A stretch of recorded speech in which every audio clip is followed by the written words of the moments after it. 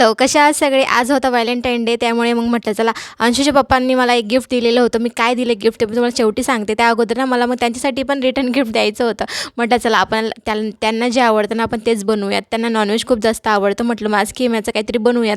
मग मी इकडे काय केलं, पीठ वगैरे मळून घेतलं. मला मैदा घेतलेला होता. मैद्यामध्ये थोडा ओवा टाकला, तेल टाकलं, त्याचं अगोदर पीठ मळून घेतलं. आणि खिमा जो होता ना अगोदर मी तो शिजवून घेतलेला होता, कारण की नंतर तो शिजत नाही. कितीही कापून घेतला बारीक तरीसुद्धा ते काही शिजत नाही माझ्या मते तरी. म्हणून मी त्याला अगोदर 2-3 शिट्ट्या काढून घेतल्या होत्या. कढई घेतली, कढईमध्ये तेल टाकलं, त्यानंतर लसूण जिऱ्याची पेस्ट केलेली होती ते सुद्धा टाकलं. आणि जे आवडीनुसार आपल्याला जे आवडतं ते मसाले त्यात टाकायचे आणि शेवटी ना थोडी दहीसुद्धा टाकायची. ते सगळं एकत्र करायचं, खिमा टाकायचं. ते एकत्र झाल्यानंतर पोळी लाटून घ्यायची आणि पोळ्या थोड्या मोठ्या लाटायच्या आणि त्याला तेल लावून ना एकावर एक ठेवायची आणि त्यानंतर ना त्यांना कापून घ्यायचं जसं दाखवलं त्या पद्धतीने. आणि आपण जसं कारंजा बनवतो ना त्या पद्धतीने असं थोडा समोसा टाईपसुद्धा बनवू शकतो आपण, तसंसुद्धा थोडं दिसतं ते. आणि मस्त असे तळून घ्यायची. खूप छान झालेले होते. त्यानंतर मला खरं सांगू ना असा हार्ट शेपसुद्धा मी बनवला होता त्यांच्यासाठी. आणि हे बघा हे गिफ्ट आहे ते. Okay, bye.